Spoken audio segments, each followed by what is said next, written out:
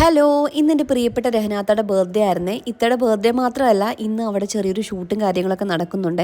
അപ്പോൾ കുറേ ദിവസമായിട്ട് ഇത്തേനെ വിളിക്കുന്നുണ്ട് ഈ ഷൂട്ടിൻ്റെ ദിവസം ഞാനും കൂടെ വരണമെന്നും പറഞ്ഞ്. അപ്പോൾ ഞാൻ ഇത്തടുത്ത് പറഞ്ഞത് എനിക്ക് വരാൻ പറ്റത്തില്ലെന്നാണ് പറഞ്ഞത്. എന്നാലും നമുക്ക് പോകാതിരിക്കാൻ പറ്റത്തില്ലല്ലോ. അങ്ങനെ ഞാൻ ചെന്നപ്പോൾ ഇത്ത ശരിക്കും സർപ്രൈസ്ഡ് ആയിട്ടുണ്ടായിരുന്നു. അങ്ങനെ ഇത്തയുടെ കൈ കൊണ്ടുണ്ടാക്കിയ ഒരു ഗ്ലാസ് പായസമൊക്കെ കുടിച്ചു.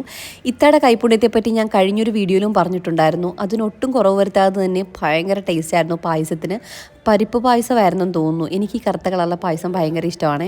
അപ്പോൾ ഇതിനിടയിൽ ഫോട്ടോഷൂട്ടും കാര്യങ്ങളൊക്കെ നടക്കുന്നുണ്ടോ. ഇതിനിടയ്ക്ക് ഇത്തയുടെ ഫ്രണ്ട്സും സർപ്രൈസ് ഗിഫ്റ്റൊക്കെ ആയിട്ട് വരുന്നുണ്ടായിരുന്നേ.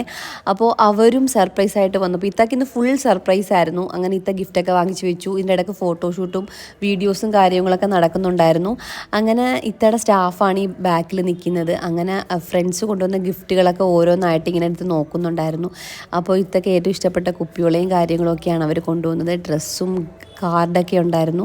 അതൊക്കെ കാണാൻ നല്ല രസമുണ്ടായിരുന്നു കേട്ടോ. അപ്പോൾ ഇത്ത ഇന്ന് ഫുൾ സർപ്രൈസ് ആയിട്ടുള്ളൊരു ദിവസമായിരുന്നു. അപ്പോൾ മെയിനായിട്ട് ഇത്തയുടെ ബർത്ത്ഡേ ആഘോഷിക്കുക എന്നുള്ളത് മാത്രമല്ല, ഇന്ന് ഇവിടുത്തെ ഒരു ഷൂട്ടിന് വേണ്ടിയിട്ടാണ് സത്യം പറഞ്ഞാൽ ഇത്ത വിളിച്ചു വരുത്തിയത്. അപ്പോഴാണ് നമ്മളുമൊക്കെ അറിയുന്നത് ഇത്തയുടെ ബർത്ത്ഡേ ആണെന്നുള്ള കാര്യം.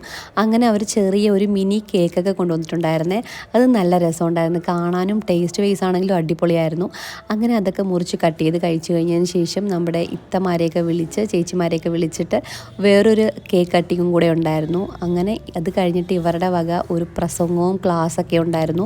അങ്ങനെ ഓരോരുത്തരുടെ അഭിപ്രായങ്ങളൊക്കെ പറയുമായിരുന്നു. ഇത്രയും വർഷമായിട്ട് ഇവരിവിടെ നിന്നിട്ട് ഇവർക്കുണ്ടായ അനുഭവങ്ങളും കാര്യങ്ങളും ഒക്കെ പറഞ്ഞു. അപ്പോൾ ഇതിനിടയിൽ നമ്മുടെ ചേച്ചിമാരൊക്കെ പാട്ടൊക്കെ പാടുന്നുണ്ടായിരുന്നു. അപ്പോൾ ഇത്തമാരും ചേച്ചിമാരൊക്കെ ഉണ്ടായിരുന്നു. അപ്പോൾ അവരൊക്കെ ഒത്തിരി കഴിവുള്ള ആൾക്കാരാണ്. ഇവരുടെ പണ്ടത്തെ പാട്ടൊക്കെ കുറേ കേൾക്കാൻ പറ്റി.